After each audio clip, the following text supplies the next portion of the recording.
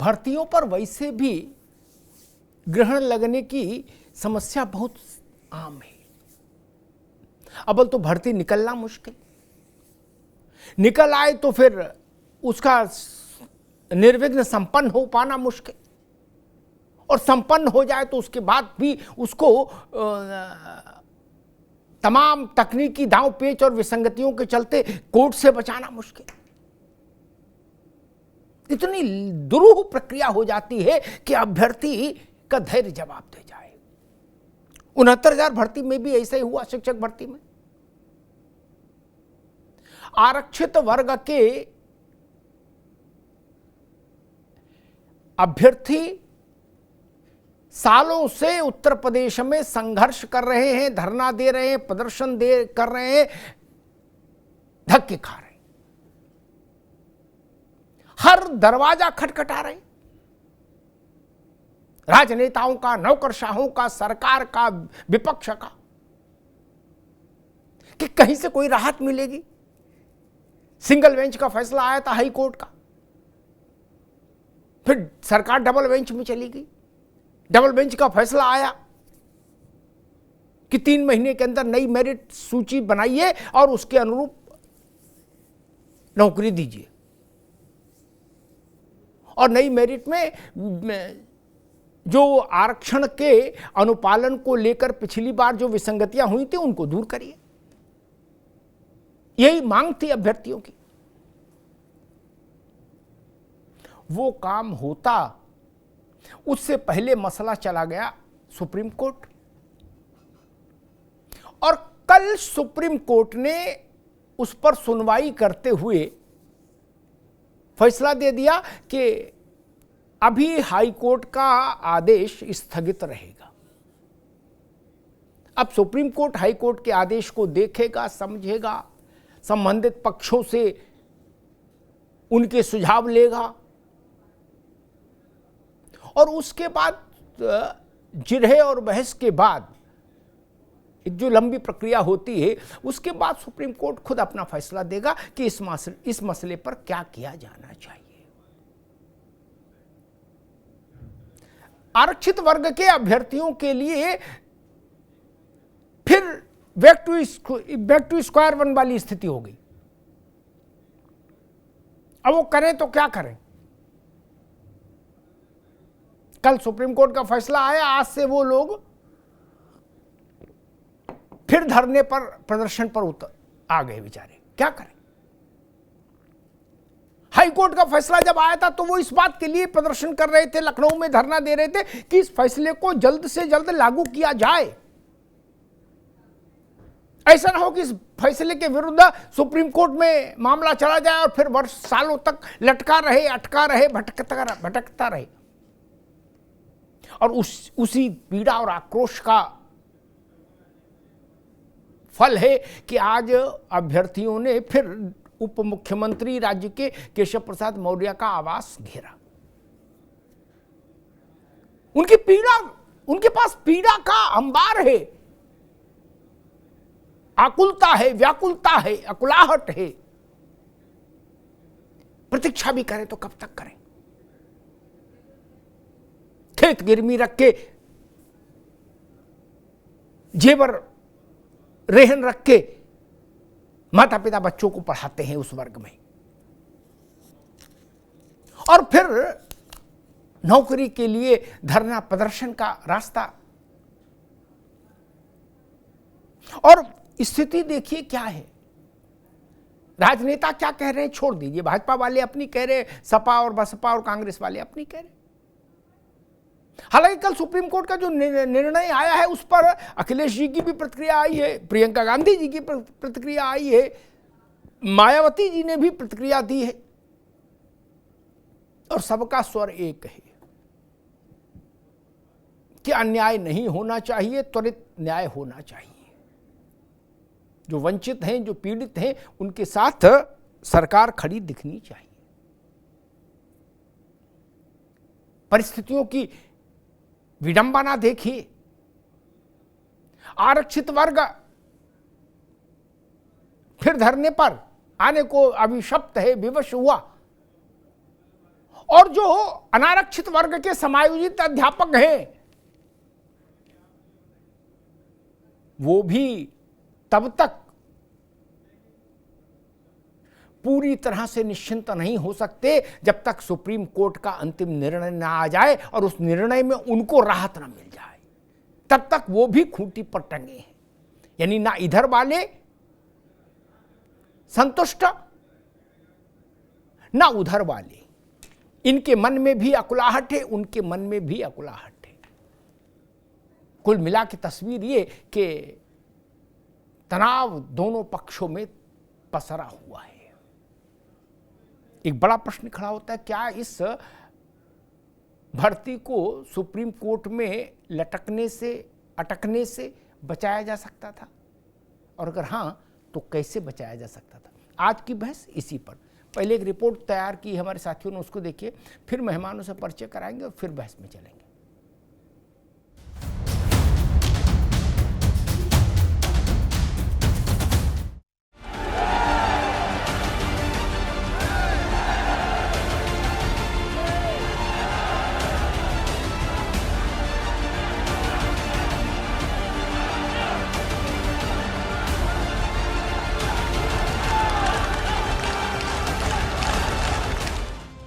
69,000 सहायक शिक्षक भर्ती के संग्राम में सुप्रीम कोर्ट ने हाई कोर्ट के आदेश पर रोक लगा दी है। सुप्रीम कोर्ट ने कहा है कि फिलहाल हाई कोर्ट का वो फैसला लागू नहीं होगा जिसमें हाई कोर्ट की लखनऊ पीठ ने 69,000 शिक्षक भर्ती में बनाई गई मेरिट लिस्ट को रद्द कर 3 महीने में नई मेरिट लिस्ट बनाने का आदेश दिया था। उच्चतम न्यायालय ने हाईकोर्ट डिवीजन बेंच के फैसले को एक तरह से स्टे कर दिया है और ये बोला है कि आप लोग रिटर्न सबमिशन फाइल करिए, ये मैटर हम डिटेल में सुनेंगे। कहीं ना कहीं देखा जाए तो डिवीजन बेंच ने बहुत सारे शिक्षक जो जनरल कैटेगरी थे उनको कहीं ना कहीं रीड्रॉ करने के लिए बोलने से उन पे एक संकट था। ऐसा लग रहा था वो बहुत सारे बच्चे जो नीचे थे गुणांक में वो बाहर जाने वाले थे। तो माननीय उच्चतम न्यायालय ने कहीं ना कहीं आज उस पर स्टे कर दिया है और ये बोला है ये मैटर पहले फाइनली सुना जाएगा, उसके बाद ही कोई लिस्ट ड्रॉ की जाएगी और उसको इम्प्लीमेंट किया जाएगा। सुप्रीम कोर्ट कहीं ना कहीं हमारी बातों से कन्विंस है और ये कह रही है एक बार अगर आपने आरक्षण का लाभ ले लिया है तो आप बार बार आरक्षण का लाभ नहीं ले सकते। सुप्रीम कोर्ट ने हाईकोर्ट के आदेश पर 25 सितंबर तक रोक लगाते हुए इस मामले में सुनवाई के लिए 23 सितंबर की तारीख तय की है। कोर्ट ने इस केस में सभी पक्षों का अधिकतम 7 पेज के नोट दाखिल करने का आदेश दिया है। वहीं सुप्रीम कोर्ट के आदेश के बाद चयनितों के चेहरे खिले हैं, तो वहीं आरक्षित वर्ग के अभ्यर्थियों का आरोप है कि इस मामले का सुप्रीम कोर्ट तक आना हमारे साथ सिस्टम का धोखा है। इस तरीके से मतलब ये चीज़ बलगाने वाली है, मामले को कहीं दूसरी एंगल में ले जाने वाली बात है। कुल मिला के मुद्दे पे हम आते हैं। हम ये कहना चाहेंगे कि जब सुनवाई हो रही थी उस समय सरकार का जो पक्ष है वो बहुत ही निंदनीय रहा है। क्या पिछड़े दलित वर्ग के जो बच्चे हैं उत्तर प्रदेश के वो सब सिर्फ क्या वोट देने के लिए हैं? हम यही कहना चाहेंगे सरकार को यदि हमारे साथ खड़े होने की जो है नाटक है, दिखावा करना है, उसको बंद कर देना चाहिए। 23 यदि हमारे साथ खड़े होना चाहते हैं तो 23 तारीख को एक बड़ा पैनल खड़ा करें और हमारे पक्ष में बहस करवाएं। वकीलों का पैनल खड़ा करें और हमारा पक्ष उनका रखना चाहिए था कि हाईकोर्ट से आदेश आया है, उस आदेश पर हम इस तरीके से कार्रवाई कर रहे हैं। पिछड़े दलितों को इस तरीके से नौकरी देंगे, जो लड़के 4 साल से नौकरी कर रहे हैं उनकी इस तरीके से सुरक्षा करेंगे, ये हमारी कार्य योजना है। ये तो ना बोल के चुपचाप जो है मामले को साजिशन, मामले को फंसाने का काम किया गया है, इसको हम लोग बखूबी समझते हैं। वहीं सुप्रीम कोर्ट के इस आदेश के बाद लखनऊ में फिर कलेश शुरू हो गया है। आरक्षित वर्ग के अभ्यर्थियों ने बीजेपी के ओबीसी नेताओं के घर का घेराव फिर से शुरू कर दिया है। इसी कड़ी में केशव मौर्य के घर पहुंचे 69,000 के आरक्षित वाले अभ्यर्थी। इतना ही नहीं, सुप्रीम कोर्ट तक पहुंचे इस संग्राम पर विपक्ष ने भी सरकार को कटघरे में खड़ा कर दिया है। चंद्रशेखर से लेकर अखिलेश यादव तक सभी ने सरकार पर दोहरा खेल खेलने का आरोप लगाते हुए कहा कि जो काम 3 दिन में हो सकता था उसके लिए 3 महीने का इंतजार करना जानबूझकर मामले को लटकाने की चाल है। बहरहाल सुप्रीम कोर्ट के आदेश के बाद जहां चयनित शिक्षकों को राहत मिली है, तो वहीं 4 साल से नौकरी के लिए लड़ रहे आरक्षित वर्ग के अभ्यर्थियों के लिए लड़ाई अभी लंबी होती दिख रही है। कुल मिलाकर हाईकोर्ट के बाद सुप्रीम कोर्ट पहुंचे इस केस में अब नया कलेश मचना तय है। सवाल यह है कि 69,000 का अटक गया मामला, क्या सरकार के पास है कोई फॉर्मूला? क्या सरकार के पास कोई फॉर्मूला है, कोई मध्य मार्ग है? और अगर सरकार के पास कोई मध्य मार्ग नहीं है तो फिर तो स्वाभाविक है कि न्यायिक प्रक्रिया अपनी गति से चलेगी। Law will takes its own course, कानून अपना रास्ता खुद तय करेगा। मेहमानों साहब का परिचय करा दें। रत्नाकर सिंह जी हैं, भारतीय जनता पार्टी के नेता। रत्नाकर जी का स्वागत है। विजय राठी जी हैं, समाजवादी पार्टी के प्रवक्ता। विजय राठी जी का स्वागत है। अमरेंद्र पटेल हैं, अभ्यर्थी हैं आरक्षित वर्ग के। अमरेंद्र जी का स्वागत है। पवन पांडे हैं, चयनित शिक्षक। पवन जी का स्वागत है। मैं राजनीतिक लोगों के पास आऊं उससे पहले इन दो नौजवानों के पास चलूंगा, अमरेंद्र के और पवन पांडे के पास। पवन पांडे जी, अदालतों में मामले जाते हैं तो हमको उनका हश्र पता है, उनकी क्रियाविधि पता है। उम्र दराज मांग कर लाए थे 4 दिन, 2 आरजू में कट गए 2 इंतजार में। तो क्या आपको ऐसा लगता है कि सरकार कुछ ऐसा कर सकती थी सुप्रीम कोर्ट में ताकि ये मामला, अब जैसे कल जो सुप्रीम कोर्ट ने व्यू लिया वो बहुत लंबा व्यू है, उससे लग रहा है कि अब प्रक्रिया लंबी चलेगी। उन्होंने कहा नहीं, सबको बुलाइए, सबको नोटिस करिए, सबकी बात सुनेंगे, डिटेल में सुनेंगे, हाई कोर्ट के जजमेंट को रीड करेंगे, फिर देखेंगे क्या करना है। क्या आपको लगता है कोई ऐसा फॉर्मूला उत्तर प्रदेश सरकार जो रख सकती थी जिसके चलते सुप्रीम कोर्ट को लगता है कि हाँ चलो भाई दोनों पक्ष संतुष्ट हैं, अब कोई तनाव नहीं है, तो चीजें जल्दी सुलझ सकती थी? जो सरकार को रखना चाहिए था वो नहीं रखा, ऐसा कुछ लग रहा है, जैसा कि आरक्षित वर्ग के अभ्यर्थी कह रहे हैं। सर सर्वप्रथम आपको सादर प्रणाम और धन्यवाद कि चयनित शिक्षकों को आप बोलने का मौका देते हैं और हम लोगों की 69,000 शिक्षक भर्ती पर हम लोग कृतज्ञता व्यक्त करते हैं कि आप डे 1 से, जब से 18 में इसका विज्ञापन आया था, तब से हम लोग की बात बार बार हम लोग की जो शासन तक की बातें हैं वो पहुंचाते हैं। इसके लिए आपका आभार सर। सर, कोई भी हाई कोर्ट सुप्रीम कोर्ट नहीं जाना चाहता है। आप विधिवत एक एक चीज से परिचित हैं, किस तरीके से हम लोग 20 महीने तक सिंगल बेंच, फिर डिवीजन में सुप्रीम कोर्ट तक कटाव की लड़ाई लड़े। 60-65 योग्य शिक्षक मिले बच्चों को, उनका मौलिक अधिकार है। आपने इस पर हम लोगों का पक्ष सरकार तक, कोर्ट तक पहुंचाया, इसके लिए भी हम आपके आभारी हैं। सर, आज हमारी पीड़ा सुनने वाला कोई नहीं है। सर, हम चयनित हैं, हम सड़क पर नहीं घूम रहे थे कि हम विद्यालय पहुंच गए। हम लोग सर बाकायदा सारे मानकों पर, सारे मान बिंदुओं पर खरे उतरे। हमें कहा गया कि टीटी में आप 90 नंबर लाइए, सुपर टेट में या एटीआरई में आप 97 लाइए, वो सब हम लाए। हमको माननीय मुख्यमंत्री जी ने नियुक्ति पत्र दिया और वो कहते भी हैं कि जो प्रतिभावान है, मेधावी हैं, हम उनके साथ खड़े हैं। सर, हम लोग नौकरी कर रहे थे, बच्चों को निपुण बना रहे थे, विद्यालयों में अपने कर्तव्य का पालन कर रहे थे, कोरोना में ड्यूटी कर रहे थे, जहां लोग भाग खड़े हुए थे, हम लोगों ने इलेक्शन कराए, सारा काम किया। लेकिन सर, आज बड़े दुख की बात है, मुझे कहना पड़ रहा है, आपके माध्यम से माननीय मुख्यमंत्री जी तक मैं अपनी बात पहुंचाना चाहूंगा कि देखिए, आपका मेधावी वर्ग, आपका वो शिक्षक जिसको आप हर मानक पर खरा उतार कर चयनित करके लाए हैं, निष्पक्ष और पारदर्शी तरीके से 4 वर्ष पहले जिसको नियुक्तियां मिली, आज वो मानसिक अवसाद में है। आज वो बच्चों को निपुण कैसे बना पाएगा जब प्रतिपल उसकी नौकरी की ओर बढ़ता हुआ संकट उससे दिखाई देगा, जब उसके सेवा सुरक्षा के लिए कोई कार्य योजना स्पष्ट नहीं की जा रही है, तो सर हम लोग कैसे अपने। ठीक है पवन बाबू, रुकना होगा, मैं बहस को आगे बढ़ाऊं, फिर दोबारा मैं लौटूंगा। अमरेंद्र पटेल, मेरा प्रश्न वही, क्या कल सुप्रीम कोर्ट में जो कल बीत गया, क्या कल सुप्रीम कोर्ट में गवर्नमेंट ऑफ यूपी कुछ ऐसा कह सकती थी, कुछ ऐसा कागज पेश कर सकती थी, कोई ऐसा खाका खींच सकती थी कि कोर्ट कहता चलो भाई फिर तो बात ही खत्म हो गई, ये भी खुश ये भी खुश, चलो जाओ मिठाई खाओ जाके सब लोग बाहर, हो गया? ऐसा कुछ आपको लगता है ऐसा कुछ होना चाहिए था? हाँ जी सर, बिल्कुल। ये गवर्नमेंट चाहती तो कल जा करके दोनों पर ऐसा कोई मसौदा बना करके ले जाती, ऐसा कोई प्रपोजल बना के ले जाती कि हम जो चयनित वर्ग है उसको भी, उसका भी ख्याल करेंगे और जो अचयनित है उनका भी ख्याल करेंगे। लगातार सर हम लोग इसी वजह से आंदोलन कर रहे थे कि ऐसा नहीं कि हम इसलिए आंदोलन कर रहे थे कि 69,000 शिक्षक भर्ती से जो चयनित वर्ग है, आरक्षित, वो अनारक्षित वर्ग है, उसको निकाल दिया जाए। हम लोग इसी वजह से परेशान थे कि जब मामला सुप्रीम कोर्ट में जाएगा तो लंबा फंसेगा। जो अधिकारी भ्रष्ट थे, जो लगातार अधिकारी ये गलत काम कर रहे थे, वो फिर से उनका मन बढ़ जाएगा और लगातार मामला लिंगरान होता रहेगा। फिर एक पक्ष हारेगा, एक पक्ष जीतेगा और सरकार और वो अधिकारी फिर से वही गोल मटोल करके पूरे मामले को फंसा सकते थे। सुप्रीम कोर्ट में ऐश्वर्या भाटी मैम खड़ी होकर के ये कहती हैं कि हम जो लिस्ट है उसको हाई कोर्ट के आदेश के अनुसार रिविजिट कर रहे हैं।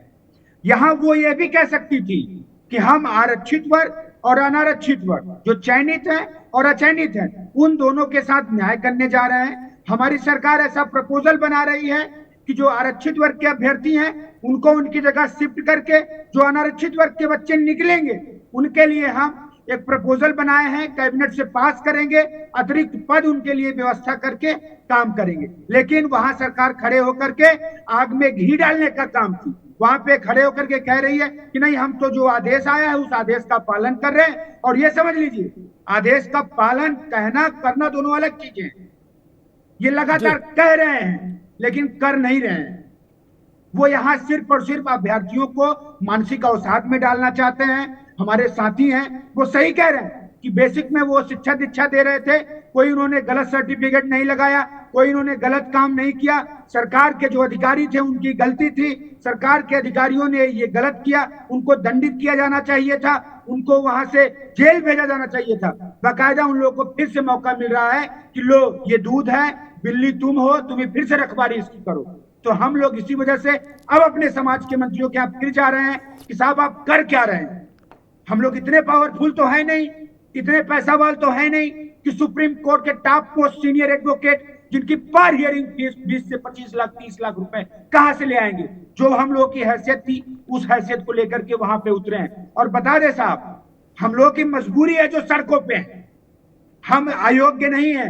6800 की लिस्ट साहब माननीय मुख्यमंत्री जी ने निकाल दिया था और ये कह दिया था कि ये आरक्षण विसंगति की वजह से बाहर। कोई जो ये टैग लगा देता है हम लोगों के ऊपर कि ये लोग सड़कों पे हैं, ये लोग पढ़े नहीं थे, हम लोग सारी क्राइटेरिया फुलफिल करते हैं। और माननीय मुख्यमंत्री जी ने ठीक, अमरेंद्र अभी रुकना होगा। मैं राजनीतिक पार्टियों की ओर चलूंगा, समाजवादी पार्टी और भाजपा। विजय राठी जी, अखिलेश यादव और प्रियंका गांधी यानी पूरा इंडिया गठबंधन उत्तर प्रदेश के संदर्भ में, वो उसको ऐसा क्यों लग रहा है कि ये दोहरा खेल दिया सरकार ने? ऐसा आरोप आप किस आधार पर लगा रहे हो? देखिए अमिताभ जी, सबसे पहले मेरा सब लोगों को नमस्कार। और जो हमारे मित्र है, जो जिनका सिलेक्शन हो चुका, जो नौकरी कर रहे हैं, या जिनका दूसरे हैं उनका भी सिलेक्शन हो चुका लेकिन उन्हें नौकरी नहीं मिली है, हम लोग हर तरीके से उनके साथ हैं। और मैं आपको उदाहरण भी दूंगा इसमें, लेकिन मैं पहले एक चीज बता दूं इसमें कि सरकार ने हीरा हवाली तो की है। जब ऑर्डर आया था हाई कोर्ट का, तो उसके बाद से सरकार ये कह सकती थी और एक रोड मैप दे सकती थी और उसमें बोल सकती थी कि जो रिजर्वेशन का पूरा पालन होगा, और रिजर्वेशन वाले जब अंदर जाएंगे तो जो अफेक्टेड होंगे, जो बाहर आएंगे, उनको एक्स्ट्रा सीट क्रिएट करके हम लोग उनको एडजस्ट करेंगे। और सीट क्रिएट करने की भी जरूरत है, क्योंकि मैं एजुकेशन का दूं, मैंने देखा बहुत सारी सीटें हैं जो खाली हैं, कुछ नहीं करना, कैबिनेट में एक प्रस्ताव देना है, ऑलरेडी जो सिलेक्टेड है और जो बाहर निकल के आ रहे हैं उनको एडजस्ट करना है। एक एग्जांपल मैं आपको देता हूं, 2016 में जब हम लोग हायर एजुकेशन में पहुंचे तो भारतीय जनता पार्टी की गवर्नमेंट आने के बाद उन्होंने सिर्फ इसलिए उस भर्ती को रोक दिया कि वो समाजवादी के टाइम पे हुई। हम लोगों ने डायरेक्टरेट पे धरना प्रदर्शन किया, 2-2, 3-3 दिन उनके कमरे में नीचे लेटे। हमने उनसे कहा कि आप भर्ती मत करो, आप जांच कराओ भर्ती की, अगर आपको जांच में सही पाए तो आप हमको अपॉइंटमेंट दो। वो फिर भी रोके रहे, कोर्ट में पहुंचना पड़ा, कोर्ट के ऑर्डर पे जाकर के नियुक्ति मिली। और उसमें भी ऐसा हुआ कि जो हायर एजुकेशन में सीट थी, जब वो अभ्यर्थी वहां उस कॉलेज में पहुंचता है तो वहां पता चला वो सीट किसी के ट्रांसफर लेने से भर चुकी थी। तो उसमें एक प्रावधान है कि आप वापस डायरेक्टरेट में जाइए और उसमें वो बोलते हैं कि आप पूरे यूपी में कोई सीट सेलेक्ट कर लीजिए जो खाली हो, उसको वो ऊपर भेजते हैं लखनऊ में, और प्रस्ताव पास होकर के आ जाता है और वो व्यक्ति एडजस्ट हो जाता है। इस तरीके से सब लोग एडजस्ट हो जाते हैं। बेसिक शिक्षा दरअसल पे मुख्यमंत्री और भारतीय जनता पार्टी के निशाने पर है, चाहे वो ऑनलाइन अटेंडेंस हो या इनको भर्तियां नहीं देनी हो। एक और एग्जांपल मैं आपको बताता हूं, राष्ट्रीय पिछड़ा वर्ग आयोग के उपाध्यक्ष लोकेश प्रजापति, जो खुश नसीबी से मेरठ के ही रहने वाले, हमारे पड़ोसी हैं, उन्होंने अभी कई साल पहले भी एक लेटर लिखा था मुख्यमंत्री जी को कि आरक्षण में और भर्ती में गड़बड़ है, आरक्षण प्रॉपर तरीके से नहीं दिया जा रहा। वो लेटर भी हम लोग लेकर के घूमे, लेकिन माननीय मुख्यमंत्री जी ने, इनके अधिकारियों ने उस पर ध्यान ही नहीं दिया। और अधिकारी भी शायद इनको बताते रहे। मैं तो कहूंगा कप्तान तो मुख्यमंत्री जी हैं, किस तरीके से उत्तर प्रदेश चला रहे हैं। उनको ये नहीं समझ में आया कि इतनी बड़ी गड़बड़ झोला उन्होंने आरक्षण में कर दिया, लेकिन होता है ना, झूठ पे झूठ बढ़ते चले गए। कोर्ट की नौबत तो तब आई ना जब पहली स्टेज पे गड़बड़ हो गई। अगर तभी सब पकड़ लेते और सब कुछ सही होता तो ना। विजय भाई रुकना होगा, विजय जी रुकना होगा। मैं रत्नाकर जी के पास चलूंगा और सत्तारूढ़ पार्टी का उत्तर जानूंगा। रत्नाकर भाई, मेरा प्रश्न वही कि अगर कल उत्तर प्रदेश सरकार देश की सबसे बड़ी इजलास में खड़ी होकर ये कह देती कि हुजूर हमारा एक बार ये जो एक्शन प्लान है ये देख लिया जाए, और जो भी लोग मुकदमा लेके आए उनसे, उनके वकीलों को भी कॉपी हम दे रहे हैं, उनसे भी पूछ लीजिए उनको इस सहमत हैं कि नहीं, और अगर सब सहमत हैं तो फिर बाइंड अप करिए, फिर काहे की लड़ाई। तो कल ही पूर्णाहुति हो जाती, कथा समाप्त हो जाती नहीं। और अब जो रास्ता खुला है वो रास्ता है हरि अनंत, हरि कथा अनंता। कितनों के घर बिक जाएंगे, कितनों के मकान बिक जाएंगे, खेत बिक जाएंगे, गाय बैल बिक जाएंगे, चाहे चयनित हो चाहे अचयनित हो। क्या मुकुल रोहतगी, हरीश साल्वे, कपिल सिब्बल, इनकी कोई फीस सैकड़ों में है क्या? सब बिक जाएगा भैया लड़ाई लड़ते लड़ते। रत्नाकर जी, नहीं, ये कोई कारपोरेट की लड़ाई होती, दुनिया की दो बड़ी कंपनियों में लड़ाई होती, चलती रहे 2 4 10 साल चले, क्या फर्क पड़ रहा? नहीं, लेकिन ये तो दोनों पक्ष में जो उत्तर प्रदेश के नौजवान हैं ये इतना पैसा कहां से लाएंगे रत्नाकर जी? नहीं जी अमिताभ जी, देखिए सबसे पहले तो मैं यही कहना चाहूंगा कि मुख्यमंत्री जी का बयान जो उन्होंने ट्वीट किया था इस संदर्भ में कि कहीं पे भी किसी के साथ अन्याय नहीं किया जाएगा और संविधान सम्मत जो चीजें हैं उसको लागू करके और उसको प्रॉपर तरीके से एडजस्ट किया जाएगा, सारी चीजों को करने का प्रयास किया जाएगा। संविधान में जो है आरक्षण के नियम जिस तरह से उसको लागू उसी तरह से किया जाएगा, कहीं किसी प्रकार का अन्याय नहीं होगा। उन्होंने ये ट्वीट किया था। अब बात ये है कि जो समाजवादी पार्टी कह रही है कि हीला हवाली की बात कह रही है कि हीला हवाली कर रहे हैं, तो कहीं ना कहीं अगर 3 महीने का समय जो दिया गया और उसमें अगर वादी पक्ष है जो वह सुप्रीम कोर्ट जाता है, सुप्रीम कोर्ट तथ्यों को देखता है, सारी तथ्यों को, और फिर वो सुप्रीम कोर्ट कहता है कि आप जो सरकार से भी वो सारा रिपोर्ट मांगता है और इन लोगों से भी जो लिया है उसके बेसिस पे सारी चीजों का अध्ययन करने के बाद जो वह निर्णय लेगा, निश्चित रूप से सरकार उस निर्णय को मान्य करेगी और वो जिस हिसाब से कहेगी उसको मानने के लिए सरकार जो है बात दे और करेगी भी। और चयनित अभ्यर्थियों में या जो अभी अभ्यर्थी हैं उनके साथ कहीं पे भी अन्याय नहीं करेगी सरकार। ये मैं सरकार की तरफ से आश्वस्त कर देना चाहता हूँ, पहली चीज।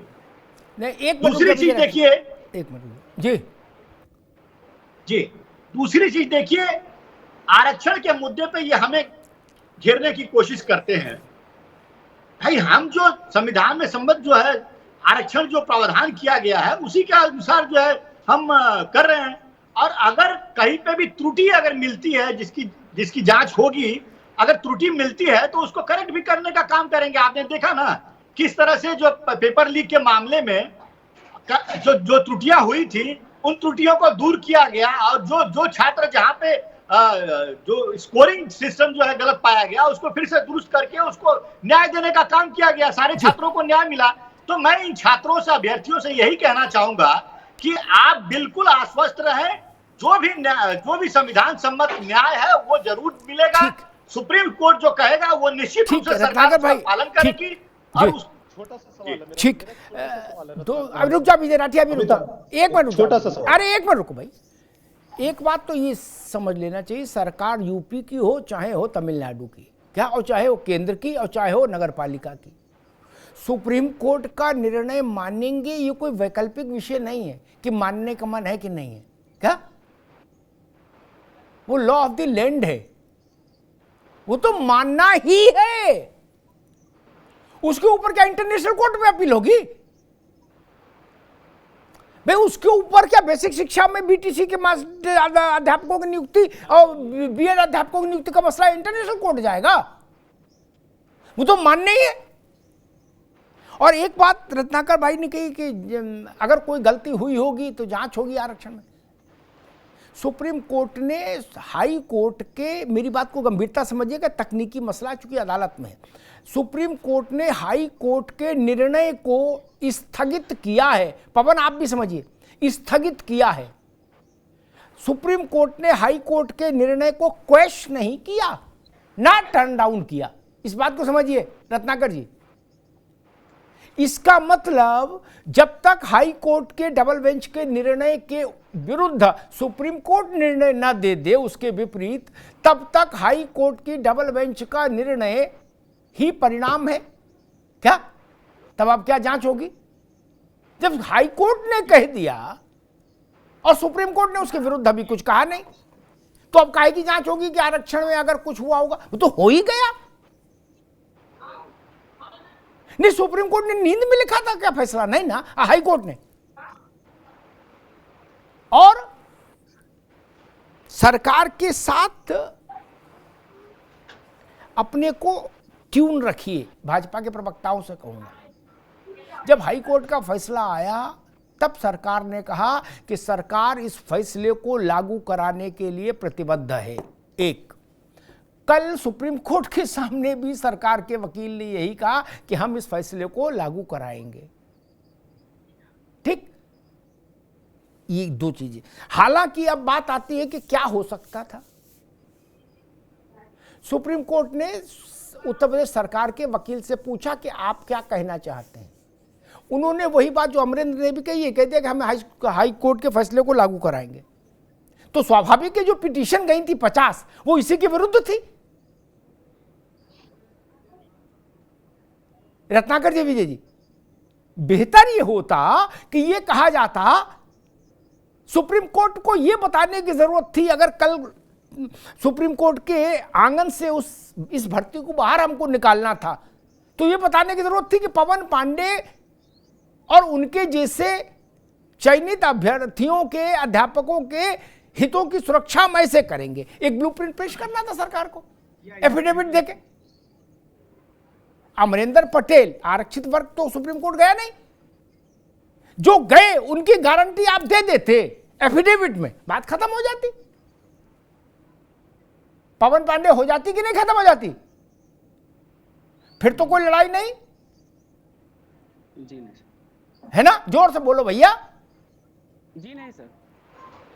फिर तो कोई लड़ाई नहीं, फिर मुकदमा नहीं, हमारी सेवा सुरक्षा पूरी हो जाए। रत्नाकर जी, ये सब कई लोगों ने हमसे पूछा कि अमिताभ जी भर्ती तो रुकी, बिना कोर्ट जाए रुक ही नहीं सकती सुप्रीम कोर्ट, ऐसा वैसा। मैंने कहा कि मैं 5 बजे बताऊंगा कि क्या हो सकता था, मुकदमा खत्म हो जाता है पहली हीयरिंग में। क्या फर्स्ट हीयरिंग में खत्म हो जाता मुकदमा, अगर हम एफिडेविट बना के ले जाते। सीजीआई साहब ने कहा कि आप लोग 4-4 पेज में दे दीजिए अपना रिटर्न सबमिशन, और इस केस को मैं वो रिजर्व कर ले रहा हूँ, इस ऑर्डर को रिजर्व कर ले रहा हूँ, और मैं देख के और हो जाएगा, चूंकि हाई कोर्ट का सेटल्ड ऑर्डर। लेकिन उसमें सरकार के जो अधिवक्ता हैं भाटी मैम, उन्होंने स्पष्टली आग में घी डालने का काम किया। उन्होंने कह दिया कि नहीं, हम तो हाई कोर्ट का जो आदेश है उसको हम पालन करेंगे, उस पर हम लिस्ट बना रहे हैं। वो ये भी कह सकती थी कि नहीं, जो मुझसे गलतियां हुई हैं उसको हम सही करेंगे, उसको हम अपने कैबिनेट में ला करके पास करेंगे, दोषी अधिकारियों को जेल भेजेंगे, और ये जो अभ्यर्थी 4 साल से सफर कर रहे हैं उनको हम उनकी जगह पे शिफ्ट कर देंगे। सीधा साधा सवाल था, सीधा साधा जवाब था, लेकिन उसको उलझा करके नहीं कि वहां सुप्रीम कोर्ट में 4-4 साल, 8-8 साल, 10-10 साल ये बच्चे दम तोड़े। ठीक है, हमने एक मिनट रुकिए, पवन पांडे कुछ कहना चाह रहे, फिर मैं विजय जी के पास आऊंगा। पवन जी जल्दी से। सर, ये मेरी यहाँ पर 2 बातें हैं मैं जो कहना चाहूंगा। सर, बार बार जो विपक्ष है, जो हमारे आरक्षित वर्ग के साथी हैं, वो नेताओं का घर घेर कर 6800 लोगों को नियुक्ति पत्र देने जैसी मांग करते हैं, जो कि पूरी तरह निराधार है। सिंगल बेंच ने भी हाई कोर्ट में और ऑनरेबल हाई कोर्ट की डिवीजन बेंच, डबल बेंच ने भी 6800 की सूची को क्वेश कर दिया है। अब कोई 6800 एग्जिस्ट ही नहीं करता है, 6800 का कोई लेना देना नहीं है, सिर्फ सूची का पुनर्निर्माण करना है। और जिन अधिनियमों का प्रयोग करने को माननीय उच्च न्यायालय ने कहा है, उनका प्रयोग पहले भी हुआ है। यदि कहीं कोई चूक हुई है तो उसको प्रशासन सुधारे, हमारी उनसे प्रार्थना है। लेकिन 6800 के नाम पर, नियुक्ति पत्र देने के नाम पर जो लोग सरकार पे दबाव बना रहे हैं, प्रशासन पे दबाव बना रहे हैं, तो उसकी वजह से हमारे जो भी अनारक्षित वर्ग के चयनित साथी हैं उनको अपनी नौकरी पे खतरा महसूस हुआ, तो वो माननीय सर्वोच्च न्यायालय में गए हैं। जो भी छात्र हमारे साथ कंपीट कर रहा है वह 97 उत्तीर्णांक को ले आए और सामान्य वर्ग में आए, हमें कोई आपत्ति नहीं है, वो आके अनारक्षित की सीट ले जाए। आप 97 अंक का उत्तीर्णांक हासिल नहीं कर पाते हैं, 90 से नीचे टीटी में पास होते हैं, एटीआरई में 97 के नीचे, लेकिन फाइनल मेरिट में आप रिजर्वेशन चाहते हैं, तो आप कितनी बार लेंगे? टेट में लेंगे, एटीआरई में लेंगे, फिर फाइनल में लेंगे, तो ये तो नहीं हो सकता। पवन भाई रुकना होगा, मैं राजनीतिक लोग बात भी चलूंगा। अच्छा जल्दी से काउंटर करिए, छोटा सा, लंबा नहीं, पूरा डिटेल में मत बताइएगा, एक बात कहिए कोई, फिर मैं जाऊंगा। सर पवन भाई कह रहे हैं कि 6800 की लिस्ट पास हो गई। I am so thank you कि आप कह रहे हैं कि इस बात को, और हाई कोर्ट ने कहा हम लोग भी मानते हैं। अभी 6800 की बात अब नहीं रह गई। माननीय हाई कोर्ट ने कहा कि रिजर्व कैटेगरी का जो रिजर्वेशन का रूल है पूरा फॉलो करते हुए, रूल 36 रिजर्वेशन रूल 1994 का फॉलो करते हुए पूरी लिस्ट को बनाइए।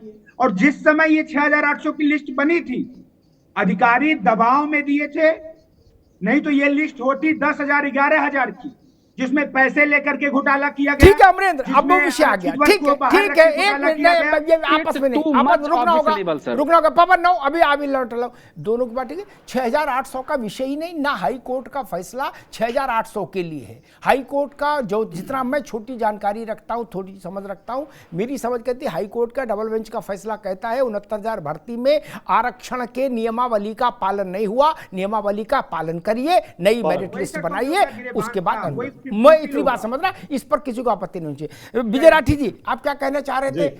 भारतीय जनता पार्टी के हमारे रत्नाकर भाई कह रहे थे कि समाजवादी पार्टी चीजों को उलझा रही है, जबकि सरकार तो दोनों पक्षों के साथ खड़ी है, किसी के साथ अन्याय नहीं होगा। नहीं देखिए, मैं बता दूं, वो बता रहे थे कि मुख्यमंत्री जी ने ट्वीट किया कि करेंगे। हम भी आपके डिबेट सुनते आ रहे इतने दिन से, भाई कब करोगे? कई साल तो हो गए। कोई महिला है, कोई बेचारा वहां धूप में, बारिश में, सर्दी में बैठे हैं, किसी का छोटा बच्चा है, अब इन्होंने कहा करेंगे। भाई कब करोगे? इन्होंने क्या करा है? अगर चाहते तो जो आपने बोला ये कर सकते थे कि जो हाईकोर्ट का डिसीजन आया कि रिजर्वेशन के रूल्स फॉलो करो, उसको लागू करके और तुरंत जो अफेक्टेड थे, जो बाहर निकल रहे थे, उनको भी तुरंत कह सकते थे कि भाई आपका एडजस्टमेंट इस ब्लूप्रिंट से हम लोग कर रहे हैं। वही उन्हें चाहिए था, लेकिन इन्होंने वाकई में इंतजार किया, उस चीज को बढ़ाया। जब जो अनरिजर्व कैटेगरी के हैं, जो बाहर आ रहे थे, जिनको लग रहा था नौकरी चली जाएगी, वो सुप्रीम कोर्ट जाए। एक और बात रत्नाकर भाई ने बोली कि सुप्रीम कोर्ट के निर्णय को हम मानेंगे। मेरा इनसे एक सवाल है, अगर सुप्रीम कोर्ट ये कह देता है कि रिजर्वेशन के रूल्स को फॉलो करो और जो अभ्यर्थी बाहर निकल जाते हैं उनको बाहर रहने दो, तो क्या जो लोग चयनित हो गए और वो बाहर हो गए, तो क्या आप लोग उन्हें नौकरी नहीं देंगे? इसका मतलब आप धोखा कर रहे हो। या तो पहले आपने धोखा किया दलित पिछड़ों के साथ, और अगर वो बाहर आ जाएंगे, रिजर्वेशन रूल्स फॉलो हो गए, और अगर वो बाहर आ गए, फिर आप धोखा करोगे उनके साथ जिनका पहले चयन हुआ। अरे आपने इंतजार किस बात का किया?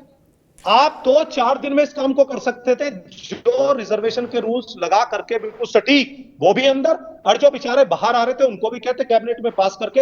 वैकेंसी ऑलरेडी बेसिक एजुकेशन में एग्जिस्ट है। वैकेंसी अगर ये पूरे भी बढ़ जाएंगे, उसके बाद भी 50,000 से लाखों से ज्यादा, इतने तो हर साल रिटायर हो जाते हैं। तो आप कर सकते थे, लेकिन आप नौकरी नहीं देना चाहते। आप इन दोनों के बीच में खाई पैदा कर रहे हैं। अब आप क्या सोच रहे हैं? अगर रिजर्वेशन लागू करके भर्ती करें तो वो इनके अगेंस्ट हो जाए जो बाहर निकलते हैं, और अगर सुप्रीम कोर्ट में हम चले गए तो रिजर्वेशन वाले। आपने इनकी हालत कर दी, सिर्फ एक वर्ग की नहीं, दोनों वर्ग की। इसीलिए आज विजय भाई रुकना होगा, प्रसाद भाई, पवन भाई एक दूसरे को रुकना होगा। रत्नाकर सिंह, रत्नाकर रत्नाकर जी, सपा ने जो कहा आपने सुना, उसका उत्तर दीजिएगा। लेकिन एक प्रश्न मेरा है कि मेरी समझ ये कहती है कि नई मेरिट लिस्ट आप 3 महीने बाद ही 3 महीने में बना लेते, कोई दिक्कत नहीं, क्योंकि अधिकारियों ने आपको कान में समझा दिया, बोले नहीं 90 दिन का है, अभी आनंद लो सब लोग, बाद में करेंगे, हैं अभी ठंड रखो। अब अधिकारी की सेहत पे तो कोई फर्क है नहीं, उसकी तो तनख्वाह आ ही रही है 1 तारीख को। चलिए हम करें वही कर लेते, आप तब भी दिक्कत नहीं होती। आप हाई कोर्ट के निर्णय के बाद उसका जो पहला फलितार्थ था कि अगर आपने फैसला किया कि हम हाई कोर्ट का निर्णय लागू करें, गंभीरता समझिएगा, तो उसका पहला फलितार्थ होगा कि चयनित हुए अध्यापकों में से तमाम अध्यापक बाहर जाएंगे नौकरी से। ठीक, ये पहला उसका फॉलो आउट है, फर्स्ट फॉलो आउट, राइट। इससे बचा नहीं जा सकता, चाहे ब्रह्मा उतर आए। ठीक, चाहे ब्रह्मा उतर आए बेसिक शिक्षा डायरेक्टर होके, आप तो छोड़ो, फिर भी ब्रह्मा जी भी आ जाए तब भी तो सरकार इनकी लिस्ट 2.5 महीने में बनाती, हमें कोई दिक्कत नहीं। आप ये बता देते कि पवन पांडे अगर निकाले जाएंगे तो उनको हम ऐसे रिज्वाइनिंग दे देंगे, क्या सुप्रीम कोर्ट कोई जाता ही नहीं? रत्नाकर जी नहीं जी, ये बात हमको समझ है, पवन को समझ है, अमरिंदर को समझ है, आपको क्यों नहीं आई? जी अमिताभ जी देखिए, जी। आज समाजवादी पार्टी ये आपके बातों से जो कह रहे हैं कि 3 दिन के अंदर, 5 दिन के अंदर या 30 दिन के अंदर या 15 दिन के अंदर जो रिलीज निकाल देते और तो इनको जाने की जरूरत ही नहीं, ठीक है, और दूसरे लोगों को दूसरी जगह एडजस्ट कर दिए। ना, एक बार रत्नाकर जी, एक बार गलत आप कोट करें मुझे, विजय राठी को गलत कोट करो, वो उनके और आपके बीच में सत्संग चलता है, मेरे साथ नहीं, मैं फिर दुरुस्त कर दूं आपको। एक बार रुको भाई, मैं फिर दुरुस्त कर दूं। अरे रुको भाई, नौकरी दे नहीं दो, ऐसे देंगे ये शपथ पत्र दे देते, बात खत्म हो जाती। ऐसा कौन गलत दे दो, इनको गारंटी दे देते कि आप जब इन हटोगे तो 3 महीने के भीतर इन बाईलॉज के तहत आप दोबारा से आ जाएंगे। सुप्रीम कोर्ट भी एफिडेविट तो मांगता है। अमिताभ जी जी, अगर सुप्रीम कोर्ट कहती है कि फिर से, सुप्रीम कोर्ट का एक बार जो ये अभी बहुत सारे इफ एंड बट की बात कर रहे थे समाजवादी पार्टी के यहाँ पे बैठे हैं, अगर सुप्रीम कोर्ट यह निर्णय कर देती है कि ठीक है आप जो है री लिस्ट बनाइए और फिर से जो अभ्यर्थियों का उसके हिसाब से चयनित करिए, तो निश्चित रूप से आज भारतीय जनता पार्टी की सरकार में, योगी जी की सरकार में सारे अभ्यर्थी जो चयनित अभ्यर्थी हैं, इनको यह आशा है कि कहीं ना कहीं उनको एडजस्टमेंट जरूर मिलेगा, अगर सुप्रीम कोर्ट कहता है तब।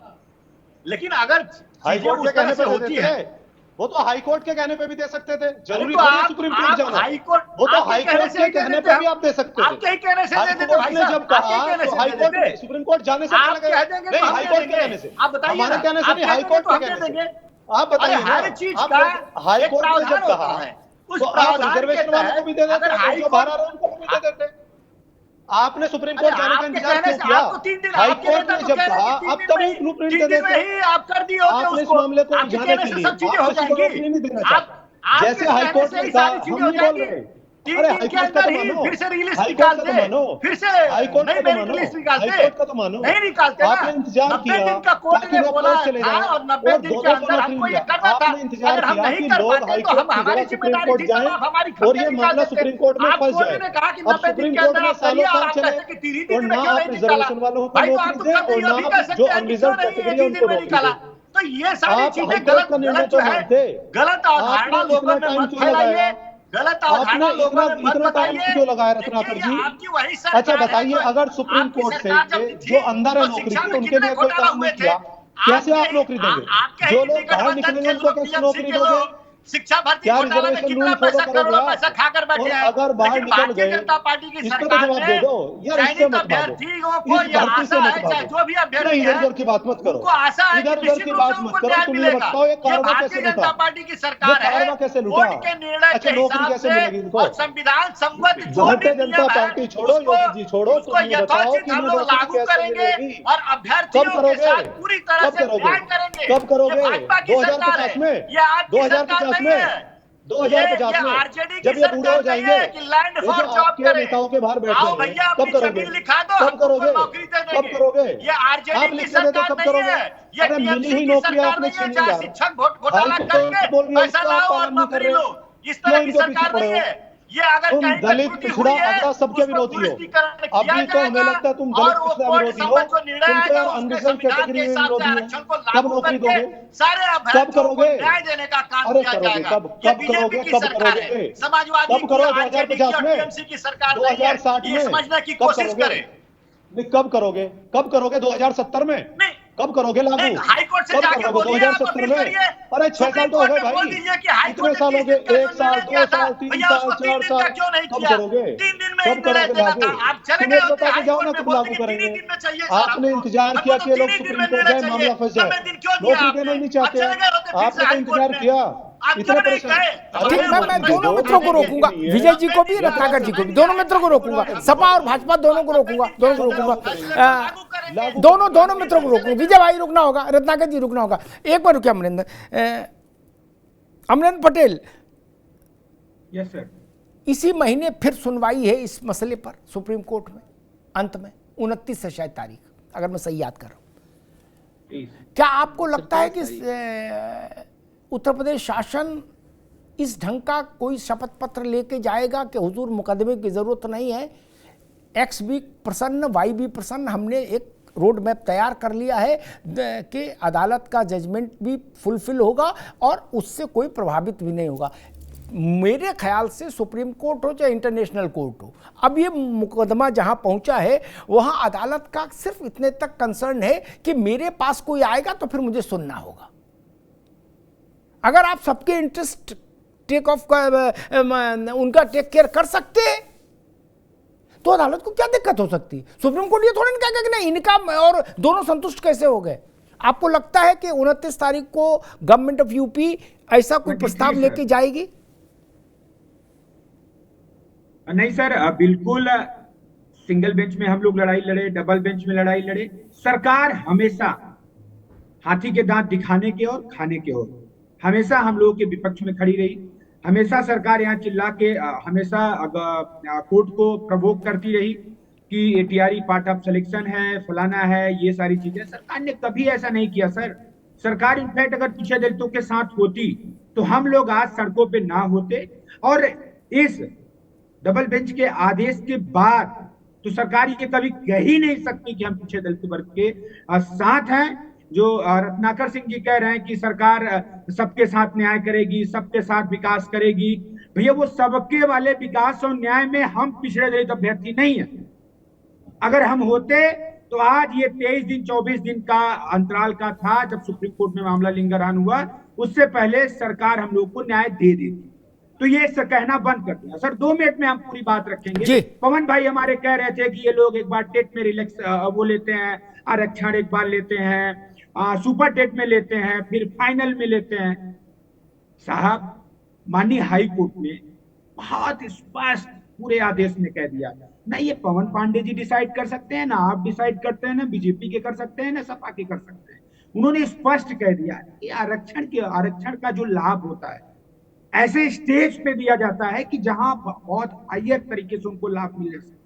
और स्पष्ट रूप से पूरी सुनवाई में अगर पवन पांडे रहे होंगे तब ये बेसिक में पढ़ा रहे होंगे। हम लोगों ने पूरी हियरिंग सुनी है। जज साहब का स्पष्ट कंसर्न था कि ये टेट जो है वो एक क्वालिफाइंग एग्जामिनेशन है, सुपर टेट वो भी क्वालिफाइंग एग्जामिनेशन है। ये इनमें आप रिजर्वेशन नहीं लगा सकते हो। ऐसे तो आप कहोगे तो जब हमने बीटीसी का एग्जाम दिया, बीटीसी का जब वो हमने एडमिशन लिया, वहां भी ऐसे बहुत सारे ये रिलैक्सेशन होता है।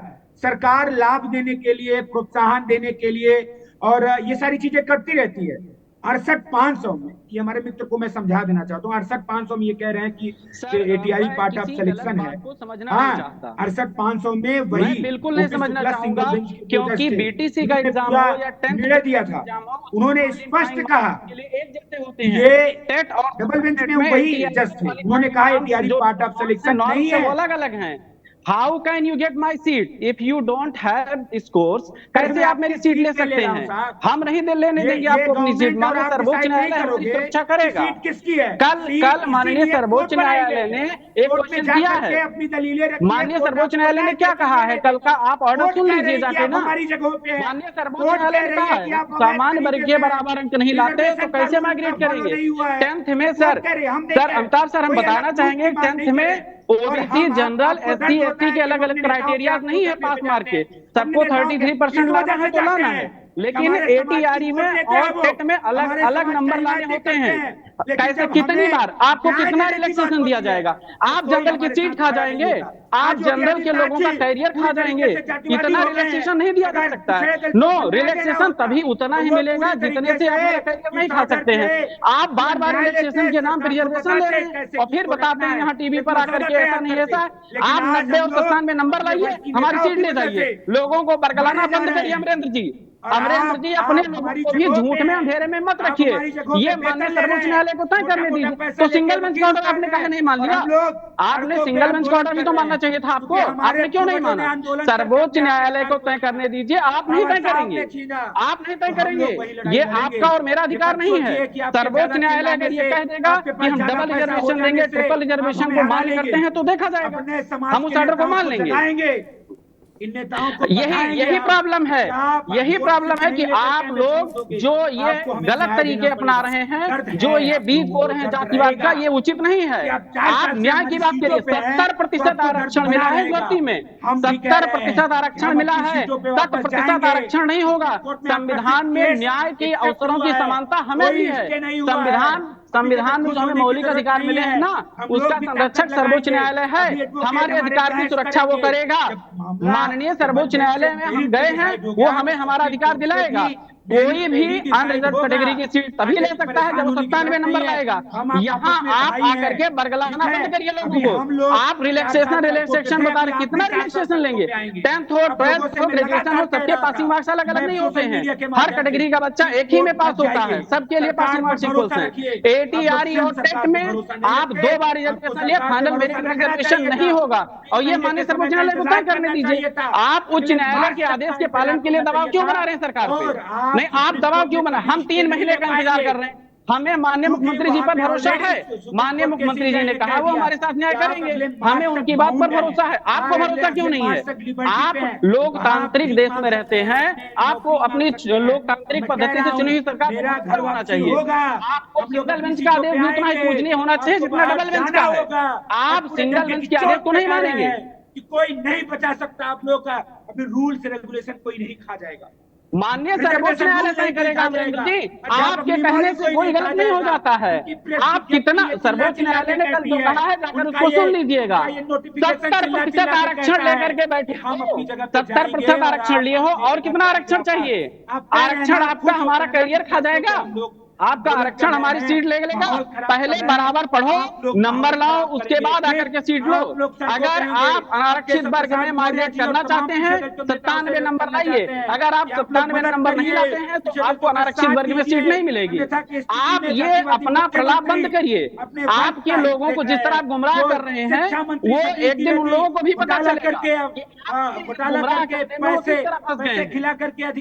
माननीय सर्वोच्च न्यायालय का इंतजार करिए। माननीय सर्वोच्च न्यायालय जिस दिन कहेगा वही अंतिम सत्य होगा और वही माना जाएगा। भाई साहब, आप के पालन की बात कर रहे हैं तो सर्वोच्च न्यायालय के पालन की भी बात करिए। सिंगल बेंच कहा है ऑनरेबल जस्टिस ने, उसको भी मानिए ना। हम सरकार के साथ है, सरकार ने कहा है तो हम इंतजार कर रहे हैं। आप इंतजार करिए 3 महीने। आप जिस तरीके से दबाव बना रहे हैं वह गलत है। जिस तरीके से आप जो है घर घेरना शुरू किए हैं वह गलत है। लोकतांत्रिक देश में उच्च न्यायालय, सर्वोच्च न्यायालय के आदेश का सम्मान होना चाहिए और होता हम लोग करते हैं, लेकिन आप नहीं कर रहे हैं। जब मामला सब जुडिस हो गया है सर्वोच्च न्यायालय में, तो आप यहाँ बंद करिए ना। ये आप बता रहे हैं कि हम नंबर लाएंगे, कितने रिलैक्सेशन देंगे आप? नहीं, आपको सब में रिलैक्सेशन चाहिए, आपको सब में रिलैक्सेशन चाहिए। नंबर नहीं ला सकते हैं। ये सिर्फ हिंदुस्तान में हो सकता है। 65% पाने वाला 70% वाले को चैलेंज करता है और अवैध कहता है। जिसके गुणांक 65 है, 71-75 वाले क्या सामान्य वर्ग का होना अपराध है? सामान्य वर्ग के लोग इस देश के नागरिक नहीं हैं। सामान्य वर्ग के लोग इस देश के नागरिक नहीं है क्या? सामान्य वर्ग के लोगों ने अगर 75 गुणांक हासिल किया है तो अपनी मेहनत से हासिल किया है। सामान्य वर्ग के लोग अपनी मेहनत पे भरोसा करते हैं, हम नहीं बोलते। हमें किसी सहारे की जरूरत नहीं है। हम अपनी मेहनत से बनाते हैं, अपनी मेहनत से मेरिट में चयन पाते हैं और 4 साल से हम अपनी मेहनत से लड़ते रहेंगे। समाज साथ रहेगा, नहीं रहेगा, घर बेचना होगा, केक बेचना होगा, पत्र दिया है। बेच के आप मुख्यमंत्री जी की बात नहीं मानेंगे, आप सर्वोच्च न्यायालय की बात नहीं मानेंगे। देखिएगा किसकी बात से जीतेंगे, आप किसकी बात मानेंगे? सवेरा आएगा। अमिताभ सर, इनको एक बार ये बताया जाए कि अगर अनारक्षित वर्ग की सीट चाहिए तो अनारक्षित वर्ग के बराबर नंबर लाए। अनारक्षित वर्ग के बराबर नंबर नहीं ला सकते हैं तो यहाँ करके अपने क्या करते हैं? देखिएगा सर्वोच्च न्यायालय। दोनों साथियों को रोकूंगा, दोनों को अमरेंद्र पटेल को भी रोकूंगा, पवन पांडे को भी रोकूंगा। एक बात हमेशा ध्यान रखी जानी चाहिए, पवन रुकना होगा। हाई कोर्ट का ठीक है भाई, रुकना होगा। अपील होना एक अलग बात है पवन, लेकिन जब तक जिस कोर्ट के खिलाफ अपील है, जिस कोर्ट के फैसले के, जब तक हायर कोर्ट उस फैसले को रद्द ना कर दे, अरे उंगली नहीं उठा, रुक जाओ, तब तक वही फैसला मान्य होता है, वही फैसला माना जाता है उस विषय पर। अभी कोई पूछेगा कि 69,000 भर्ती में रिजर्वेशन के लिए कौन सा अंतिम फैसला है अभी एज ऑफ नाउ, तो वही फैसला कोर्ट होगा जो डबल बेंच का आया है। क्या सुप्रीम कोर्ट का जब आएगा तब आएगा। अरे रुक जाओ भाई, ऐसे मेरे साथ अंताक्षरी नहीं खेलो बाबू ना, ये अमरिंदर हो तुम आपस में करो, ठीक है ना, तब अभी वही फैसला होगा। और उत्तर प्रदेश की सरकार ने भी फैसला आने के उसी दिन केशव प्रसाद मौर्य ने जो कहा और उसके अगले दिन रविवार को जो मुख्यमंत्री जी ने कहा, वो वही कहा जो मैं कह रहा हूं कि हाँ, सरकार हाई कोर्ट में, उनके शब्द उद्धृत कर रहा हूं कि सरकार हाई कोर्ट के निर्णय को लागू कराने के लिए प्रतिबद्ध है। क्या फिर बाकी सबका साथ सबका विकास बाद में था। तो मेरा कहना यह है कि इसमें आपस में संघर्ष नहीं करिए।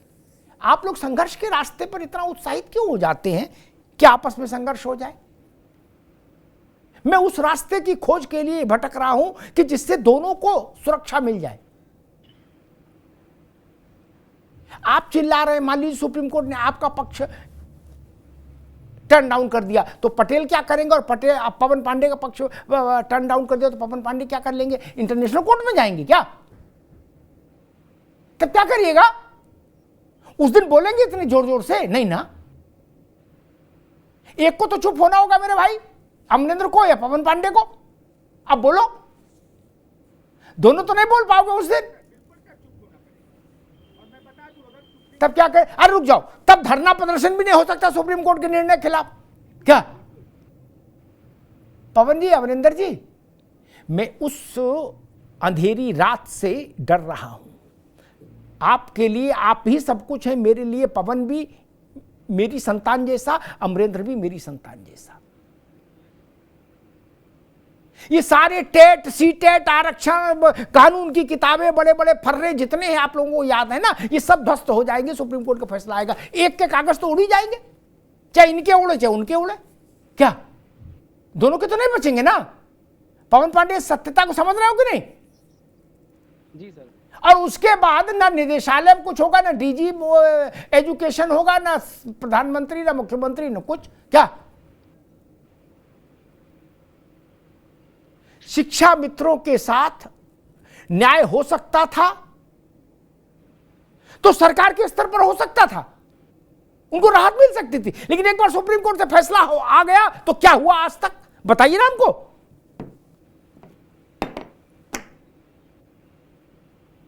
10,000 रुपए में महीने भर नौकरी करने के लिए अभिशप्त है। अब वो भी योगी जी ने 10,000 कर दिया, वरना 3,000 मिल रहा था। 3,000 रुपया, 100 रुपया रोज, मनरेगा से भी खराब मजदूरी।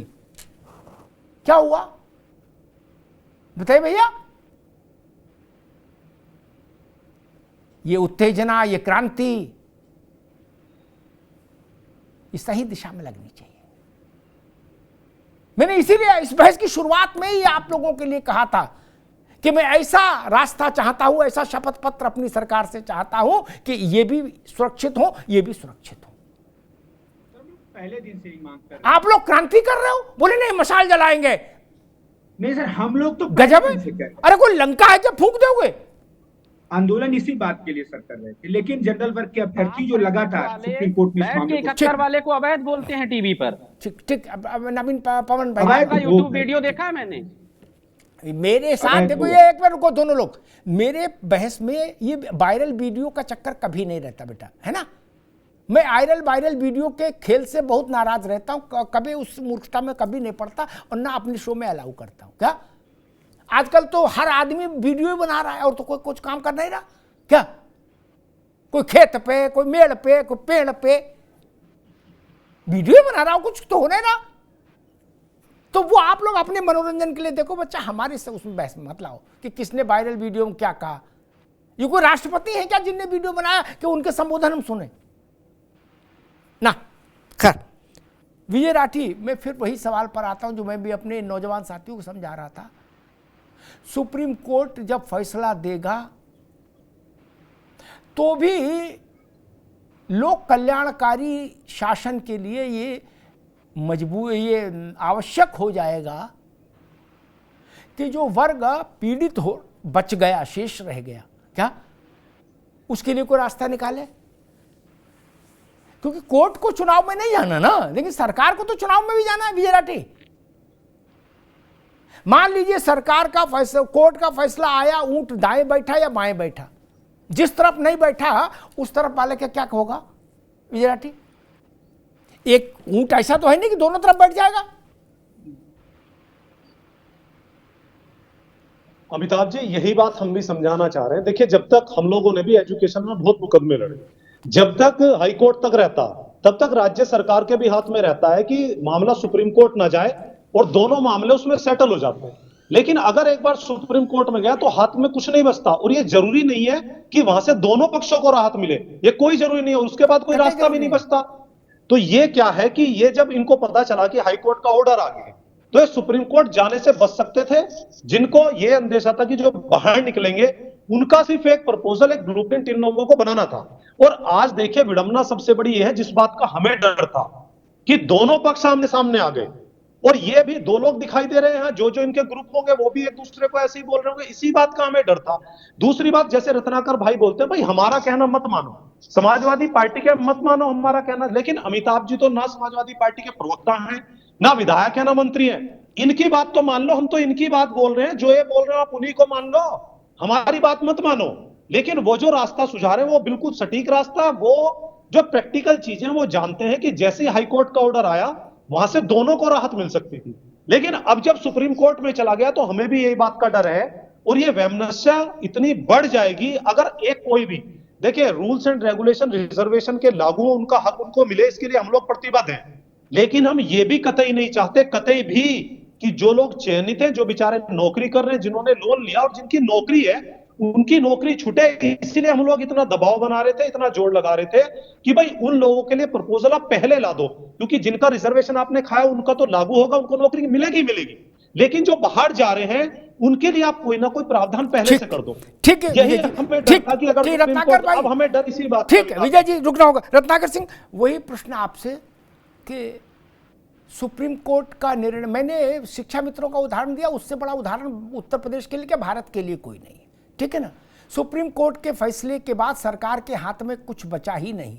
उसने बता दिया कि 2 भर्ती में निकालना, उस भर्ती में इनको इतना इतना वेटेज दे सकते हैं, इसके बाद इनको वापस करिए। क्या ये टीचर नहीं रह सकते? नो, मतलब मीन्स नो। अब लॉ ऑफ द लैंड ने कह दिया नो, तो फिर सरकार मुलायम सिंह की हो, कल्याण सिंह की हो, इससे क्या फर्क पड़ता है? फिर तो कोई रख नहीं सकता ना उनको अध्यापक, क्या? और 1,72,000 लोग संकट में आ गए। सुप्रीम कोर्ट के निर्णय की चौहिद्दी तक पहुंचने से पहले सरकारों के हाथ में सब कुछ होता है। मैं वही प्रश्न आपसे पूछ रहा हूं, सुप्रीम कोर्ट या तो इस साइड में निर्णय दे दे या उस साइड में दे दे, पार्टी तो दोनों में फंस जाएगी। पार्टी मतलब भारतीय जनता पार्टी। क्या गांव गांव आपका तो कुर्ता फटेगा, चाहे अमरिंदर पटेल फाड़े, चाहे पवन पांडे फाड़े। देखिए, अब चुनाव, एक मिनट, चुनाव आपको लड़ना है, सुप्रीम कोर्ट हाई कोर्ट को तो लड़ना नहीं भाई मेरे, नहीं जी।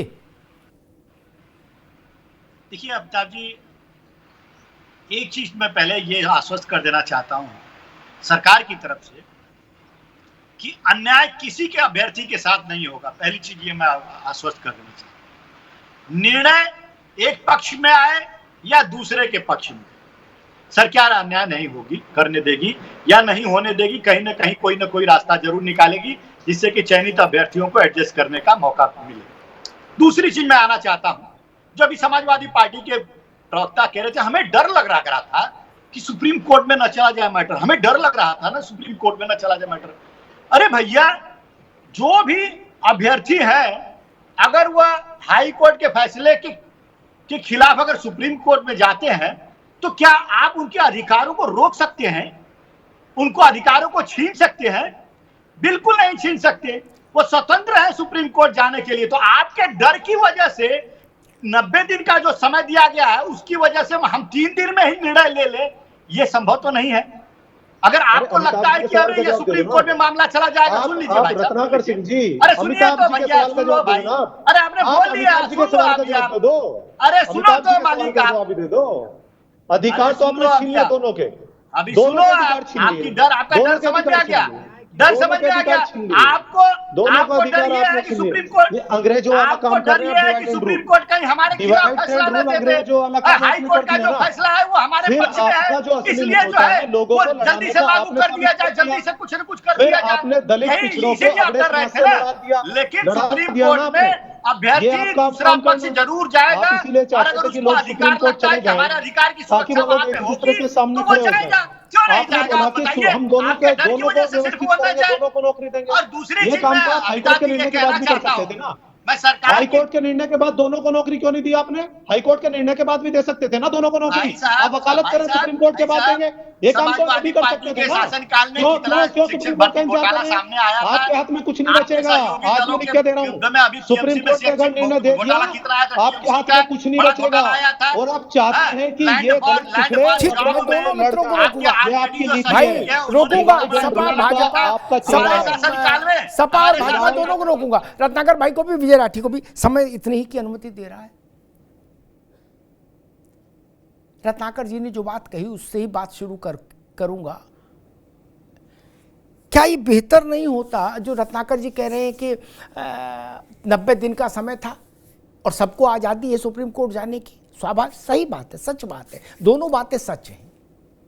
90 दिन का समय था, ये भी सच है, और सबको आजादी है सुप्रीम कोर्ट जाने की, ये भी सच है।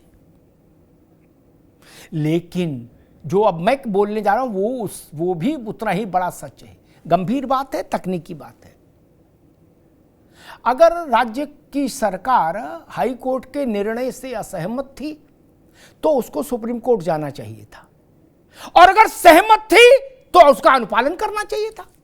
क्या समस्या है? आपने कहा हम सहमत हैं, हमने नहीं कहा आप सहमत हो।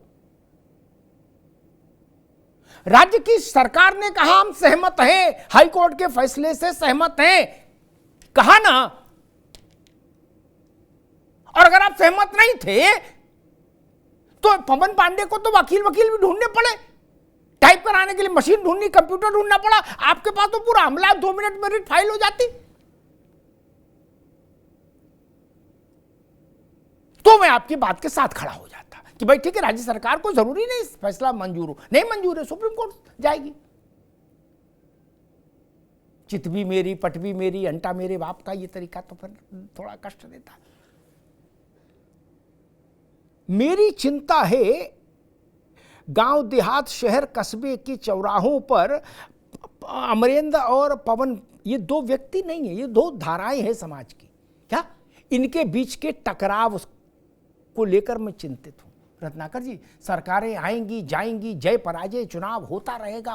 क्या कल ये थे, आज आप है, परसों कोई और होगा। समाज में बंटवारा हो गया, दूध में नींबू पड़ गया तो वापस दूध नहीं बनता। ये दूध में नींबू पड़ जाएगा तो संकट हो जाएगा। मैं ये रोकना चाहता था। सरकार ने कहा कि, रत्नाकर भाई ने कहा कि सुप्रीम कोर्ट से निर्णय आने दीजिए, फिर भी हम किसी के साथ अन्याय नहीं होगा। आपकी मंशा हम अच्छी मानते हैं, ठीक है, लेकिन कई बार होता है सुप्रीम कोर्ट ऐसे एक एक चीज पर राइडर लगा के फैसला सुना देता है कि आपके हाथ बांध देता है चारों तरफ से। फिर क्या करिएगा? नहीं, अब नहीं, समझ नहीं देंगे। शिक्षा मित्रों में उसने सरकार के हाथ और पांव दोनों बांध दिए थे, हाथ और पांव दोनों। नोट कर लीजिए मेरी बात रत्नाकर बाबू। क्या बड़े बड़े विद्वान वकील झूल के रह गए, कुछ नहीं कर पाए, नहीं कर पाए ना। मान लीजिए, हाइपोथेटिकल कह रहा हूं, उन्होंने आरक्षित वर्ग के अधिकार को क्वेश्चन कर दिया, यानी हाई कोर्ट के डबल बेंच के फैसले को कानून सम्मत नहीं माना सुप्रीम कोर्ट ने। कोर्ट तो, जज साहब तो फैसला सुना के चले गए। क्या पवन पांडे ने मिठाई बांट दी, खुद भी खाई, दूसरों को भी खिला दी। लेकिन आपको इटावा में जाना है ना, जनसभा में, एटा में भी जाना है, बरेली में भी जाना है और रायबरेली में भी जाना है रत्नाकर जी, क्या वहां दलित भी मिलेगा, पिछड़ा भी मिलेगा, आदिवासी भी मिलेगा, वनवासी भी मिलेगा, तो वो आपसे कुछ प्रेमालाप तो करेगा? नहीं करेगा। और अगर आपको कोई भ्रम हो तो आइडियल केस है शिक्षा मित्र का। शिक्षा मित्र सुप्रीम कोर्ट पर धरना देने तो नहीं जाते ना, सुप्रीम कोर्ट को कोई भला बुरा कह रहा है क्या? उनकी नाराजगी तो सरकारों से होती है ना, क्या? वैसे ही फैसला कोर्ट देगा, लेकिन उस फैसले का राजनीतिक नुकसान सरकार को उठाना पड़ेगा। बोलो सियावर रामचंद्र की जय। ये बात लिख लो रत्नाकर भाई, 35 साल का तजुर्बा मुझे ये सब देखते हो गया। और अगर पवन पांडे को नुकसान हो गया, पवन पांडे तो अनारक्षित वर्ग समायोजित लोग, अगर उनको नुकसान हो गया, सुप्रीम कोर्ट ने कहा ना इनको नौकरी नहीं दी सकती, मान ली उसने राइडर लगा ही दिया, बोले इनको बाहर करिए, क्या दोबारा आए इम्तिहान देके, हटाइए इनको। सुप्रीम कोर्ट को अंग्रेजी में टाइप करने में कितनी देर लग रही, क्या उस पर तो कोई जोर है नहीं ना, उनको चुनाव लड़ना पार्षदी का। तब क्या करिएगा? तब भी एटा, इटावा, फर्रुखाबाद, रायबरेली, कन्नौज में जब जाओगे तो पांडे जी, तिवारी जी, ठाकुर साहब, अग्रवाल साहब, बंसल साहब आपका कुर्ता फाड़ेंगे? नहीं फाड़ेंगे। क्या आप कर सकते थे, आपने किया नहीं, कहेंगे ना। कोर्ट के पास एक अपनी दृष्टि होती है, सरकारों के पास एक अपनी दृष्टि होती है। सरकारों को जनता चुनती है रत्नाकर जी, कोर्ट को नहीं, क्या? इसलिए सरकारों पर जनता का अधिकार होता है, जनता की अपेक्षाएं होती हैं। अभी आपने 5-1 मिनट का संघर्ष देखा था अमरिंदर और पवन के बीच का, उसमें कितना तीखापन था, महसूस किया उस ताप को। ये ताप गांव गांव जाएगा तो उत्तर प्रदेश के लिए शुभ नहीं होगा। मेरे इस हाथ में तकलीफ हो तो भी दर्द, संकट, और इसमें हो तो भी संकट, ये मैं कह रहा था। और आप कर सकते थे, आज भी कर सकते हैं, अभी भी कुछ नहीं बिगड़ा। अभी 7 फेरे नहीं हुए हैं, सप्तपदी नहीं हुई है, अभी बिटिया बाप की है। हाँ भाई पवन पांडे, अमरिंदर, अभी बिटिया बाप की है ना। आप 29 तारीख को भी इस विषय का समापन कर सकते हैं रत्नाकर जी, 29 सितंबर को भी आप इस विषय का समापन कर सकते हैं। अभी 7 फेरे नहीं हुए, अभी बाप का पूरा अधिकार है बेटी पर। आप 29 सितंबर को देश के सबसे बड़े अदालत में खड़े होकर ऐसा प्रस्ताव दे सकते हैं जो आरक्षित को भी स्वीकार्य हो और जो अनारक्षित वर्ग के समायोजित साथियों को भी स्वीकार्य हो। मुझे लगता है लोकतंत्र की दृष्टि से वो बेहतर होगा, समाज की दृष्टि से वो रास्ता बेहतर होगा। मैं कानून का बहुत बड़ा जानकार नहीं, मैं नहीं जानता कानून की दृष्टि से क्या बेहतर होगा, और ये मैं जानूं भी तो मैं क्यों बताऊं, वो तो सुप्रीम कोर्ट बताएगा मिलॉर्ड। लेकिन समाज, राजनीति और देश की दृष्टि से यही रास्ता है। नान्याह पंथाह ऐनाय, उपनिषद ने कहा, दूसरा कोई रास्ता नहीं जिससे दोनों संतुष्ट हो पाए, जिससे सबका साथ हो पाए, सबकी संतुष्टि हो पाए। जो रास्ता मैं बता रहा हूं, इसके अलावा मित्र कोई दूसरा रास्ता नहीं। शिक्षा मित्रों का उदाहरण सामने है, एक बार उसको फिर रिविजिट कर लीजिएगा कि जब वो घटना घटी थी तो क्या हुआ, और आज तक वो फांस गले में है। जिन्होंने जजों ने फैसला दिया था वो तो रिटायर भी हो गए, क्या? न जज के कोई फर्क, न वकीलों की सेहत पर कोई फर्क, क्या? हार गए, जीत गए, अपने घर जाओ। भाई वकील साहब क्या करेंगे, क्या? और फीस पहले जमा करा लेते हैं आजकल, ऐसा भी नहीं बाद में आप हार जाओ तो पैसा ना दो। पांडे जी गलत तो नहीं कह रहे अमरिंदर जी? जब वकील साहब उठते ही चेंबर से तब जब पूरे रसीद कटवा लो तो उनका क्या बिगाड़ोगे? एक का चेहरा उतरेगा, जिसका भी चेहरा उतरेगा वो समाज के लिए अच्छा नहीं होगा। इसलिए मैं फिर निवेदन करूंगा, राजनीति हटाइए। क्या सपा कह रही है, क्या बसपा कह रही है, उधर ध्यान मत दीजिए, छोड़िए। लेकिन ये तो दोनों हमारी ही संतानें हैं ना, ये तो सपा बसपा नहीं है ना। ये ऐसा कोई रास्ता जिसमें ना इनका नुकसान, ना इनकी हकमारी हो और ना उनकी नौकरी जाए, सिर्फ यही तो खोजना है। बड़े बड़े विद्वान अधिकारी हैं, उनको बुलाइए, टाइट करिए, कहिए भाई ऐसा ड्राफ्ट बना के लाइए 24 घंटे में, उसको एफिडेविट की शक्ल दीजिए और मिलॉर्ड के इजलास में पेश कर दीजिए। मेरी छोटी बुद्धि कहती है जिस दिन उत्तर प्रदेश सरकार ऐसा प्रस्ताव रख देगी, सुप्रीम कोर्ट उसमें क्षण मात्र की देरी नहीं लगाएगा स्वीकार करने में। मसला सिर्फ इतना है कि क्या उत्तर प्रदेश की सरकार ऐसा प्रस्ताव रखने जा रही है 29 तारीख को, इस पर देश की निगाहें। धन्यवाद।